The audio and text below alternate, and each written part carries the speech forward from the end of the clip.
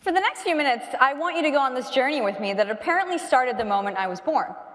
A journey I never assumed that I would take, one that will continue long after this talk is over. So please indulge me for a moment as I talk about my mom and the assumptions that I'd even forgotten about. As I began preparing for this talk, I of course ran ideas by my mom. She's always someone that I bounce ideas off of and someone that makes me think of things in a different light. I remember telling her about the fact that I was thinking of starting off this talk with one of the earliest assumptions I made about my own life. I remember when we were leaving Seychelles, an island in the Indian Ocean where I lived till I was 8 years old. Although I was born in India, we lived in Seychelles for my dad's job. I remember being happy there. I mean, it was a tropical island, who wouldn't be happy there? But even in that moment of leaving Seychelles forever, I look happy.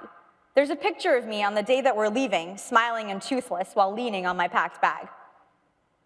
By the way, I've never shared this picture publicly, so please be gentle. As I reflect on that day, I remember being happy because I had assumed that we were going to India and New Jersey to visit family and would shortly return home. I had no idea that home was going to become Paramus, New Jersey, land of the malls. As I said all this to my mom, she of course had a very tentative look on her face. Many of you may remember a similar look that your mom has given you. It's a look that she's given me often. It's a look that says that she's already thought of something different as I've said something. It's a look I also know well. Apparently, it's a look that I also inherited at a young age. I asked my mom, "What are you thinking?" She responded by saying, "Well, what about when you were born?" In that moment, I took a second to reflect. When I was born, what did that have to do with assumptions? I was intrigued. After all, my mother is brilliant, meaning I had missed something.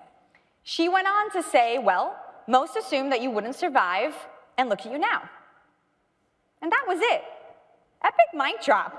I hadn't thought about the assumptions made about me the moment I was born.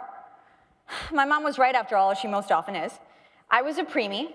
I weighed less than 2 pounds at birth, and I was in an incubator for about a month after my birth. Most of my family members were even afraid to hold me when I was finally released from the hospital just because of how small I was. My mom often tells a story about the fact that I used to have to wear baby doll clothes as an infant because nothing else fit. No one but my mom had assumed that I'd make it out of the hospital, let alone survive, live, and thrive. And that goes to show you the kind of woman that my mom is and always will be. Growing up, I assumed that everybody's mom was like my mom, selfless, full of unconditional love, and forever my #1 fan. I kept this illusion alive well through high school. It wasn't until college that my illusion began to break. I began to see the interactions that my friends had with their moms and noted the difference. But the reality truly hit when I began my first position at Bergen Community College. It was in that environment that I came to recognize the privilege that I came from in so many different ways. My mother's love and support was just one of them. At Bergen, I became that parental figure for so many of my students that did not have a mom like my own. A mom who to this day will still do anything and everything for me, possibly even at the cost of her own happiness. I began to let my assumptions about the love that parents give their children fade as my students told me their stories. But I digress. I could talk about my mom for days. We only have a few days at this conference. And also, we're here to talk about assumptions today. So that's actually the earliest assumption made about me. It's one that I don't even remember myself. It's one told by my mom. And the point is that it starts that early. Assumptions happen everywhere for everyone all the time. We either make them about ourselves or others make them for us, or there's ones that we don't remember. Yet they all impact us in some way. So let's go back to the earliest assumption that I made that I can remember, because that's where it all started for me. I had assumed that we were going to Paramus, New Jersey to visit family, as we had often done. My mother's family lived in India, while my father's lived in New Jersey. Naturally, I assumed we'd spend a few weeks in India and a few weeks in New Jersey before returning home. It's why I look so darn happy in this picture, as opposed to my mom and my sister, who looked anything but happy that day. A few weeks into our stay in New Jersey, I came to realize that this was not our average summer visit.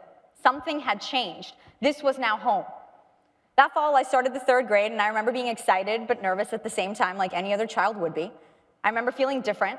No child knew where Seychelles was, the island on which I grew up. Many of them didn't even believe that it existed. Others couldn't believe that I was born in India because my English was so good. It's one of the reasons I had to go through the mandatory speech and language test at the school, not once, but twice. The assumption had been the first time I passed that it was just pure luck. At that age, I couldn't understand why I had to take the test twice. But as the years have passed, I'm no longer shocked by the amount of people who say to me, "But you don't have an accent," when I tell them that I was born in India. In those moments, I'm left to wonder if an accent is the only way to determine if someone's native to another country. Is an accent the only way to authenticate my immigrant status? If I don't have an accent, am I less Indian? These questions sound silly, but they cross my mind each and every single time my lack of an accent is questioned. I wonder if our students have similar thoughts when their accents or lack of accents are questioned. These thoughts of ethnic authenticity crossed my mind as I applied to college and entered college. As my parents began boasting about the fact that I would be attending the College of New Jersey to complete my bachelor's, my extended family began to assume that I would be studying nursing.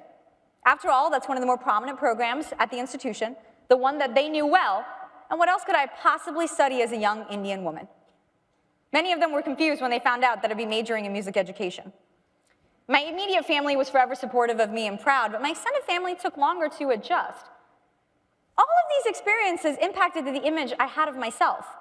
As a child growing up with no accent, I questioned how Indian I was and began to assume that I was not Indian enough. When my extended family began to assume that I was studying nursing, I began to assume that my major in music education was not good enough. Unfortunately, with my family's love and support, I knew the subjects in which I would excel. Gardner mentions the fact that students develop assumptions and expectations, what he calls primitive biases stereotypes, by virtue of living as a human being in a world with certain expectable physical and social dimensions. We encounter this every day. I see it in myself, and I see it in my students.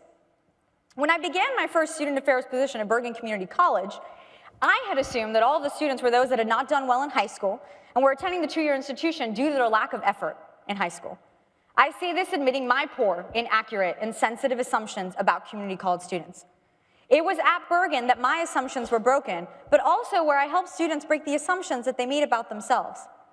So many of my students came to my office saying that they could only ever be a doctor because culturally that was what they were meant to do.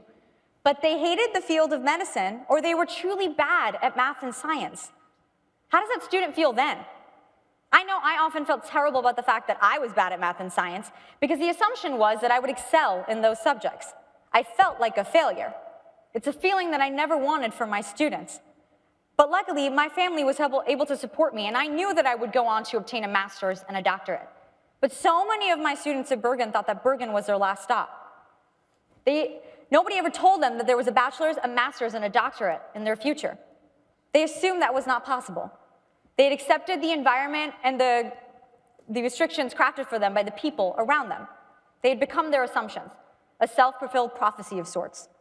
What I realized during my time at BCC was that not all of our students have the same support systems that I did and still do to this day that help me break the assumptions that I've grown so accustomed to around me.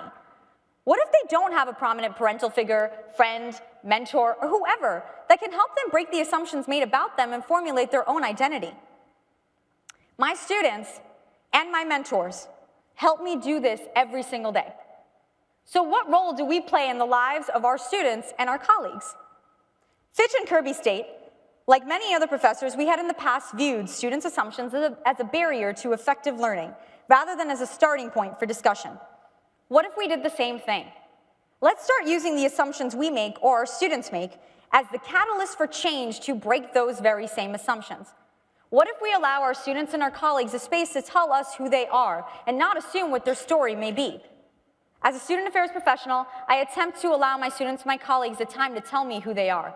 I try not to assume what their narrative may be. I provide them with the safe space to tell their story. Sometimes their stories do in fact reaffirm parts of my thoughts, but most of the times their stories just leave me speechless. They break each and every single assumption. And when I hear an assumption, I try to challenge them. I challenge them to think beyond the assumption and to think of their true potential, their true passion, and their true vision for themselves. If the assumption goes unchallenged, then we have failed. But again, remember to not make assumptions about your students. Be present in the moment and challenge your own thinking.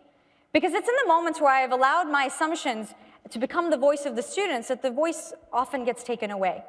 The student's story goes untold, and the student becomes silent.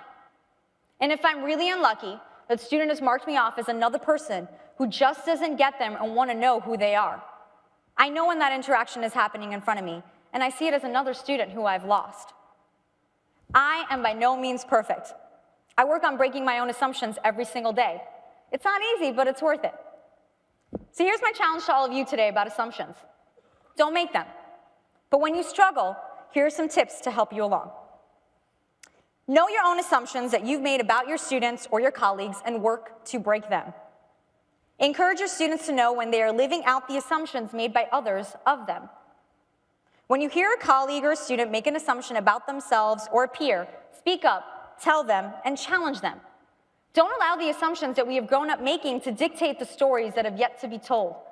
Allow our students and our colleagues a space to tell their narratives and thus tell their stories. Who knows what we will learn about each other when we stop assuming anything at all? Thank you.